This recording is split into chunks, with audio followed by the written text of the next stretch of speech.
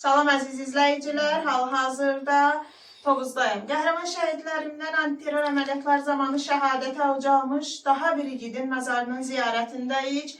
Mənim qəhrəmanım 2 kitabında yer alıb, Qəhrəman Analar və Qəhrəman Atalar kitabında yer alan igidimiz Rəvan Məmmədəli oğlu Cəfərovun məzarının ziyarətindəyik. Yanımda Səkinə anamız dayanıb, Rəvanımızın anası və şəhidimizin atası Məhəmməd Əli əmi dayanıb.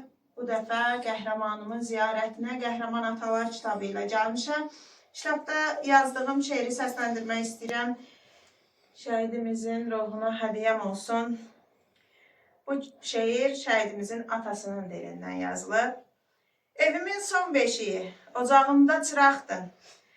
Hər kəs köçüb getsə də bizimlə qalacaqdın.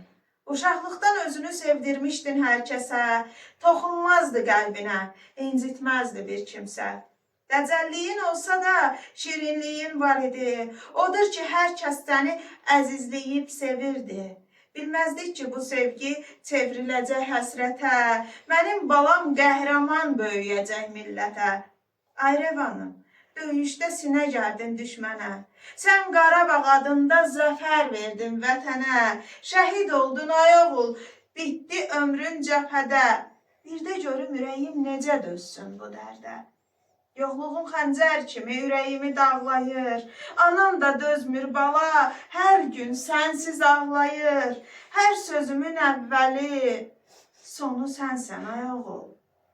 Əgər mümkün olarsa, qayıt yenidən doğul. Əgər mümkün olarsa, qayıt yenidən doğul. Ruhu şad olsun qəhrəmanımızın. Allah səni hörmət edəsin. Allah sizlərə səbir versin, dözüm versin. Cənnətə subay köçən oğullardan biri idi Rəvanımız. Atasının sözü ilə desək, ömrün bahar çağında, ən kiçicik yaşında cənnətə yol elədi qəhrəman oğullarımız. Əmə Allah uzun ömür, can sağlığı versin sizə. Necə ki, bu günə kimi yaşatmışsınız adını, bundan sonra da bax, gələcək nəsillər tanısın deyə oğlunuzun adını yaşatmaq üçün möhkəm dayanır. Çox sağ ol, Allah səni hörmət edəsin eşməm. Bugün biz ziyarət etdik bu ocağı. Bugün biz gəldik qəhrəmanın ziyarətinə. Sabah növbə sizdədir. Yolunuz Tovuza düşəndə mənim qəhrəmanımı ziyarət etmədən Tovuzdan ayrılmır.